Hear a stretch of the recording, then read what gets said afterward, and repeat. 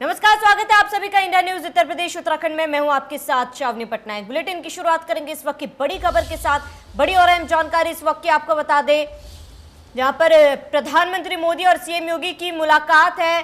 बड़ी जानकारी इस वक्त की, पीएम आवास पर सीएम योगी की पीएम से मुलाकात। बड़ी जानकारी इस वक्त की, यूपी चुनाव और मंत्रिमंडल विस्तार पर चर्चा संभव।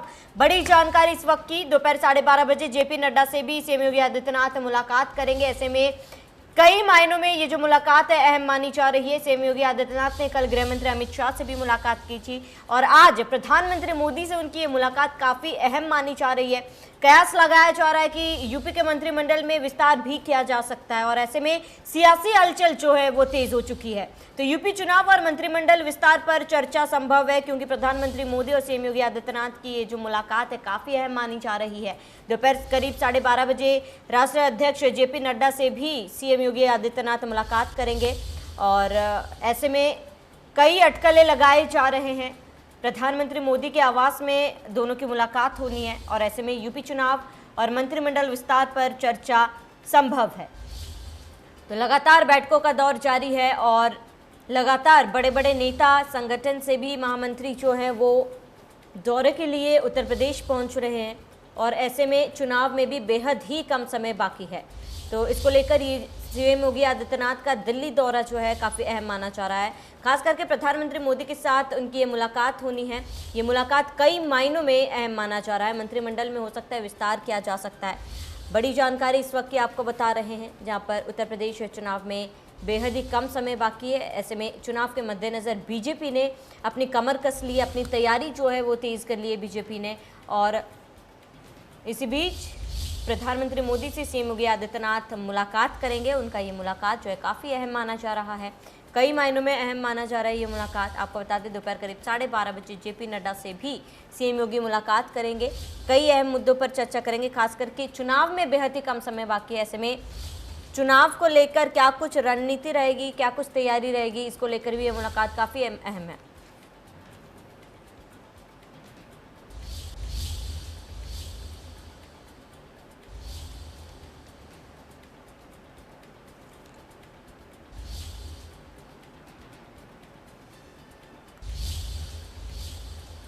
वही ज्यादा जानकारी के लिए हमारे संवाददाता ऐश्वर्या जैन हमारे साथ दिल्ली से जुड़े, वहीं विजय मिश्रा लखनऊ से जुड़े हैं।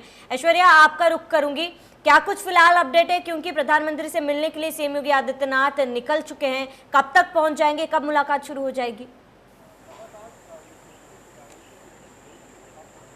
देखिए, उत्तर प्रदेश के मुख्यमंत्री योगी आदित्यनाथ यूपी सदन से ठीक 10:37 पर यहाँ से निकले और अब 7 लोक कल्याण मार्ग यानी प्रधानमंत्री आवास पर पहुंच चुके हैं। मुलाकात शुरू हो चुकी है। इस वक्त योगी आदित्यनाथ और प्रधानमंत्री नरेंद्र मोदी मुलाकात कर रहे हैं। गौरतलब है कि कल जिस तरीके से 90 मिनट की बातचीत गृह मंत्री अमित शाह के साथ हुई, उसमें कई तरीके की बातें सामने निकल कर आई। आगामी चुनावों को लेकर पूरे की पूरी चर्चा हुई और इसके अलावा जिस तरीके से इस पूरी की पूरी मीटिंग को एक कर्टसी कॉल भी बताया जा रहा है। देखिए, कोई भी सूबे का मुख्यमंत्री अगर दिल्ली आता है तो उसको उसकी पूरी प्लानिंग होती है, उसका पूरा पहले से ही एजेंडा तय होता है और इसी के तहत कोई भी मुख्यमंत्री दिल्ली प्रधानमंत्री से या गृह मंत्री से मिलने आता है। लेकिन इस मुलाकात के अलग ही मायने निकाले जा रहे हैं, क्योंकि BL संतोष और राधे मोहन सिंह जब वहाँ उत्तर प्रदेश में थे, उन्होंने तमाम मंत्रियों से, तमाम कार्यकर्ताओं से, तमाम MLA से बैठक करी थी, मुलाकात करी थी और जानने की कोशिश की थी कि आखिर योगी आदित्यनाथ के साथ किस तरीके का कार्यकाल रहा है, कोविड के दौरान किस तरीके का मैनेजमेंट रहा उत्तर प्रदेश के अंदर योगी आदित्यनाथ का, और आगे चलकर 3rd वेव के लिए किस तरीके से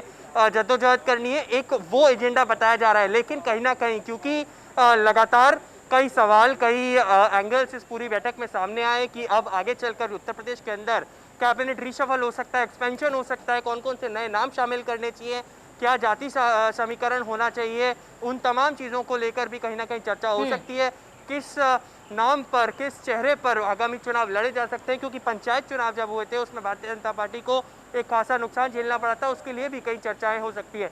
हालांकि कल जब गृह मंत्री अमित शाह से खासतौर पर योगी आदित्यनाथ की मुलाकात हुई, उसके बाद अनुप्रिया पटेल भी वहां पहुंची, जो खासतौर पर पूर्वांचल से बिलोंग करती हैं, उन्होंने भी अपनी राय रखी। यही भी एक अपना दल जो भारतीय जनता पार्टी का अलाय रह चुका है, वो भी कहीं ना कहीं एक पूरी की पूरी आगामी चुनावों के लिए तैयारियों को जोर देना चाहते हैं। लेकिन आज जी प्रधानमंत्री से मुलाकात के बाद अब ये बताया जा रहा है कि 12:30 बजे भारतीय जनता पार्टी के अध्यक्ष जेपी नड्डा से भी योगी आदित्यनाथ पहुंच के मुलाकात कर सकते हैं।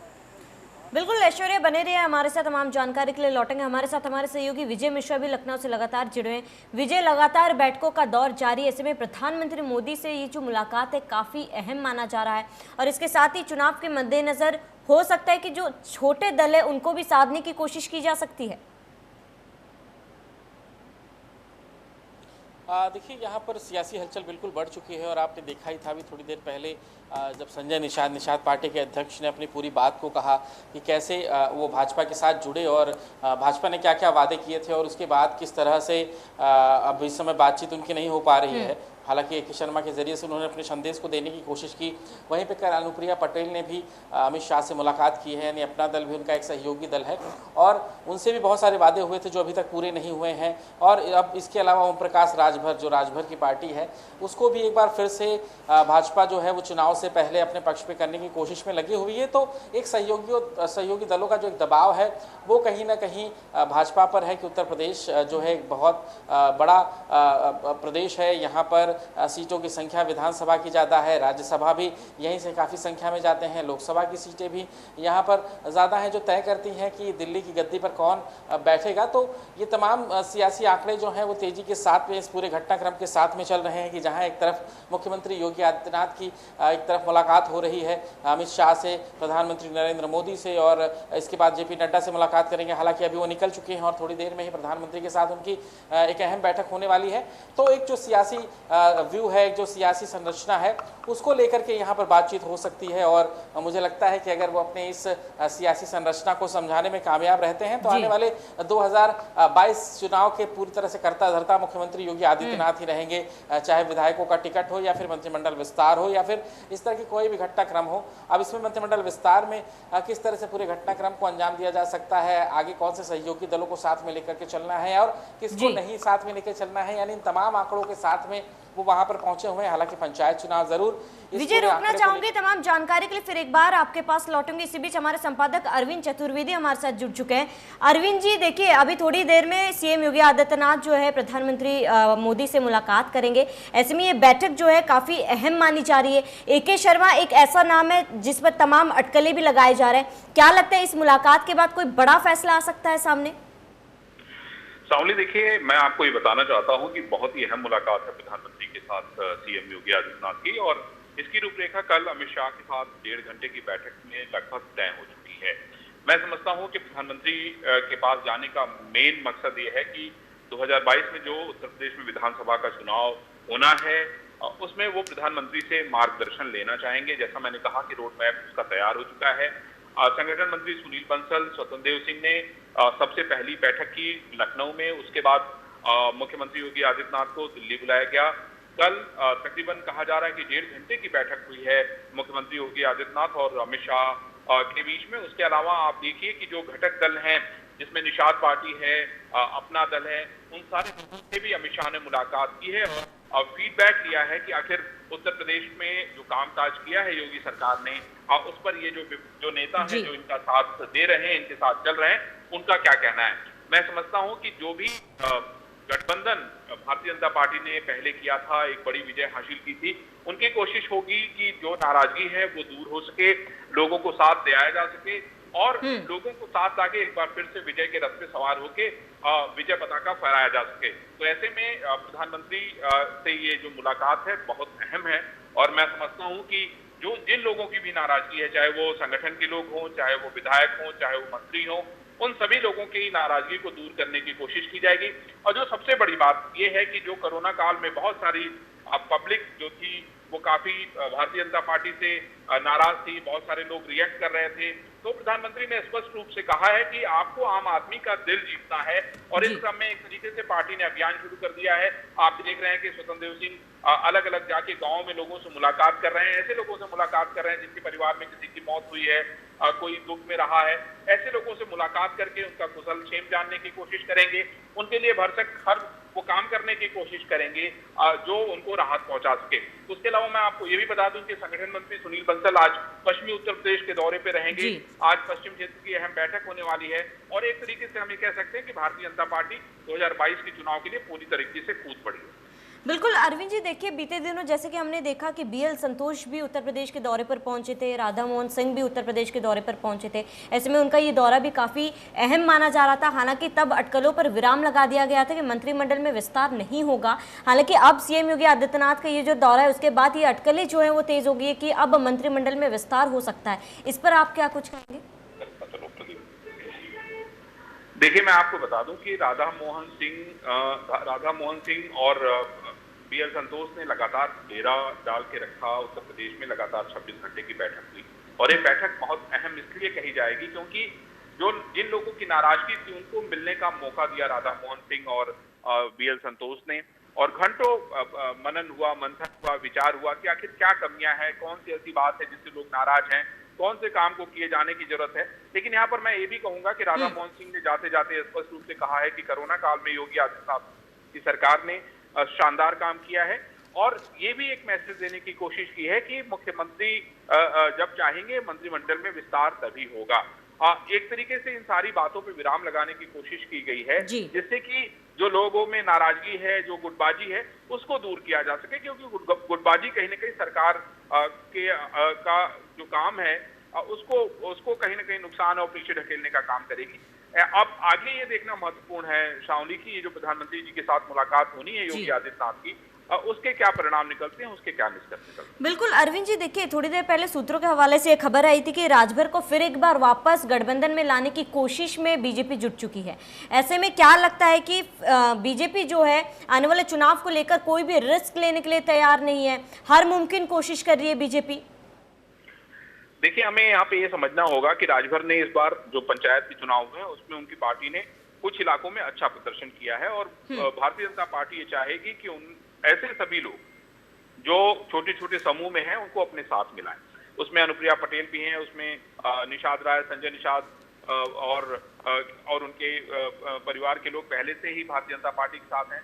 राजभर दूर चले गए थे, अनुप्रिया पटेल को भी मंत्री नहीं बनाया गया था तो उसकी भी नाराजगी थी। तो इन सारी नाराजगी जो भी है लोगों के मन में, उसको हर हाल में कोशिश की जा रही है कि कैसे दूर किया जाए जिससे कि 2022 का चुनाव जो है वो आसान हो। यानी कि अरविंद जी ये कहना गलत नहीं होगा कि बीजेपी पुरजोर कोशिश करेगी इस बार छोटे दल को साधने की? देखिए, बीजेपी की ये लगातार कोशिश रही है कि जो छोटे छोटे दल हैं उनको एक समूह में लाया जाए, एक मंच पे लाया जाए और जो छोटे छोटे पॉकेट्स हैं उनको फुलफिल किया जाए। लेकिन ये सारी चीजें इतनी आसान इसलिए नहीं होंगी क्योंकि राजभर जिस तरह से नाराज हो कि दोनों पार्टियों में बयानबाजी हुई, आप देखिए क्या कुछ नहीं कहा एक दूसरे को, और ये जो आपस में समझौता होगा वो टफ समझौता होगा। राजभर भी मुझे याद है पिछली बार राज्यसभा का टिकट मांग रहे थे अपने बेटे के लिए, उसके अलावा विधानसभा में भी कई सीटें मांग रहे थे। वो मांगे जब पूरी नहीं हुई तो राजभर ने पार्टी छोड़ दी। तो अब जो निगोशिएशन होगा वो टफ होगा और मैं समझता हूं कि भारतीय जनता पार्टी के लिए भी बड़े दिल से सोचना होगा और विशाल हृदय के साथ सोच के ही लोग एक मंच पे आ पाएंगे। बिल्कुल अरविंद जी, ये मुलाकात के बाद ये देखना बेहद ही महत्वपूर्ण होगा कि क्या कुछ अहम बातें, क्या कुछ अहम बदलाव बीजेपी में हो सकते हैं। तमाम जानकारी के लिए हमारे साथ जुड़ने के लिए आपका बहुत बहुत शुक्रिया।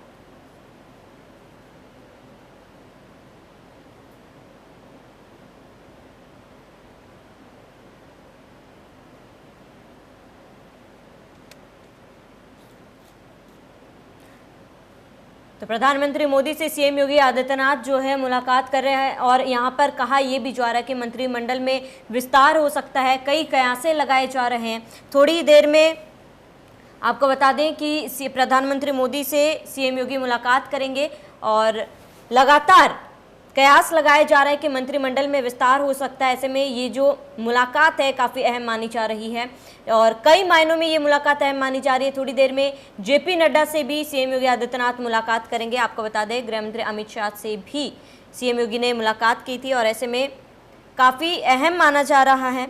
और आपको बता दें पीएम आवास पर योगी की मुलाकात है और मुलाकात जारी है। प्रधानमंत्री मोदी सीएम योगी आदित्यनाथ कि ये मुलाकात जो है काफ़ी अहम मानी जा रही है और यूपी में मंत्रिमंडल विस्तार पर चर्चा जो है वो संभव है।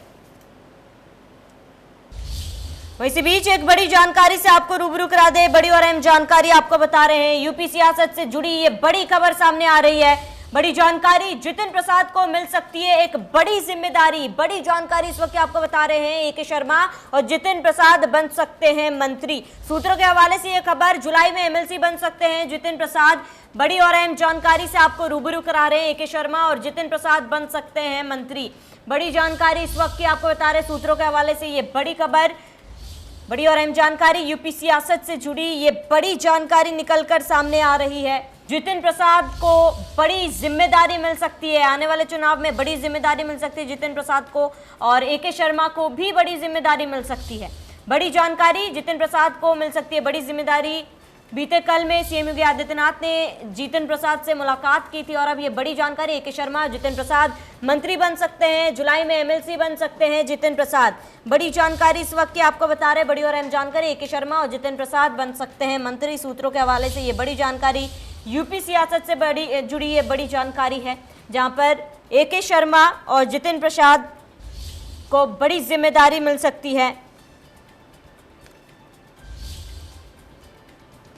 तो लगातार अटकलें जो हैं वो तेज होते जा रहे हैं, जहां पर सीएम योगी आदित्यनाथ फिलहाल प्रधानमंत्री मोदी से मुलाकात कर रहे हैं। कई मायनों में ये मुलाकात जो है अहम मानी जा रही है, और इसी बीच ये बड़ी जानकारी, जहां पर जितिन प्रसाद को बड़ी जिम्मेदारी मिल सकती है और ए.के. शर्मा और जितिन प्रसाद मंत्री बन सकते हैं। बड़ी जानकारी, जुलाई में एमएलसी बन सकते हैं जितिन प्रसाद। सूत्रों के हवाले से ये खबर है, जहां पर ए.के. शर्मा और जितिन प्रसाद मंत्री बन सकते हैं।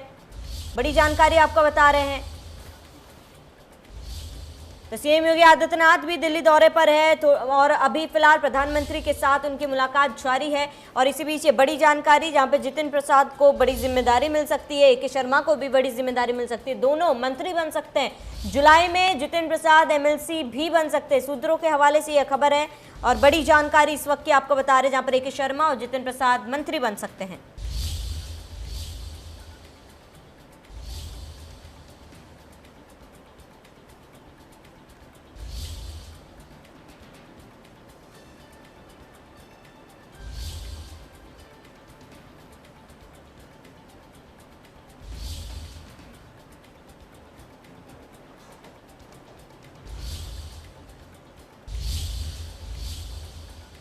वही तमाम जानकारी के लिए हमारे संवाददाता विजय मिश्रा हमारे साथ लखनऊ से लाइव जुड़े हैं। विजय, देखिए, एक तरफ सीएम योगी आदित्यनाथ और प्रधानमंत्री मोदी की मुलाकात हो रही है, और ऐसे में इस बीच ये बड़ी खबर निकलकर सामने आ रही है, जहां पर ए.के. शर्मा और जितिन प्रसाद को बड़ी जिम्मेदारी मिल सकती है। क्या कुछ पूरी जानकारी है इस खबर को लेकर?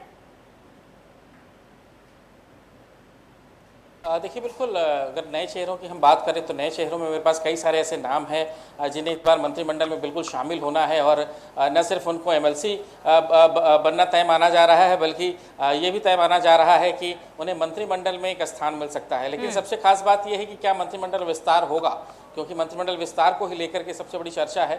गोरखपुर से संजय निषाद आते हैं, और जाहिर सी बात है कि वहाँ से जिस तरह की चर्चाएं थी कि इस बार राज्यसभा, मंत्रिपरिषद और विधान परिषद, ये सब उनके लिए तय था। अपना दल में यहाँ पर आशीष पटेल को विधान परिषद में स्थान मिल गया है, मंत्रिमंडल में उन्हें स्थान मिलना तय माना जा रहा है। इसके अलावा ए.के. शर्मा की अगर हम बात करें तो उन्हें विधान परिषद में स्थान मिल चुका है, और मंत्रिमंडल में स्थान मिलना तय माना जा रहा है अगर मंत्रिमंडल विस्तार होता है तो। और इसके अलावा जितिन प्रसाद, ये माना जा रहा है कि यहाँ पर शामिल होने के बाद उन्हें विधान परिषद में स्थान और साथ ही साथ उन्हें मंत्रिमंडल में स्थान मिलना तय है। तो ऐसे में कई सारे ऐसे नाम हैं जिन्हें मंत्रिमंडल में स्थान बिल्कुल तय है कि उन्हें मिलना है इस बार जैसे ही मंत्रिमंडल विस्तार होता है। लेकिन सवाल सबसे बड़ा ये है कि क्या मुख्यमंत्री योगी आदित्यनाथ चाहते हैं कि मंत्रिमंडल विस्तार हो, क्योंकि अगर यहाँ पर सहमति नहीं बन पाती है और अपने तमाम सियासी आंकड़ों के साथ में अगर वो प्रधानमंत्री को इस बात में बनवाने में कामयाब रहते हैं, इस बात के लिए कामयाब करते हैं कि नहीं, यहाँ पर जिस तरह से उन्होंने दौरे किए हैं, इन दौरों के दौरान उन्होंने जो क्षेत्र में देखा है और भाजपा को लेकर के किस तरह के हालात हैं, इसको लेकर के अगर वो कामयाब होते हैं तो जाहिर सी बात है कि यहाँ पर मंत्रिमंडल विस्तार नहीं होगा। लेकिन पंचायत चुनाव का जिस तरह से रिजल्ट रहा है, BL संतोष जिस तरह से यहाँ पर आए थे, सभी आंकड़ों को लेकर के वहाँ पर गए हैं, तो इस पर भी उनसे सवाल जवाब हो सकता है। हालांकि अमित शाह के साथ उनकी जो बैठक थी, इस पर तमाम तरह की बातचीत जरूर उनकी हुई है, लेकिन अब अगली मुलाकात उनकी यहाँ पर प्रधानमंत्री के साथ है और इसके बाद JP नड्डा के साथ भी उनकी मुलाकात है, जो कि राष्ट्रीय अध्यक्ष हैं भाजपा के।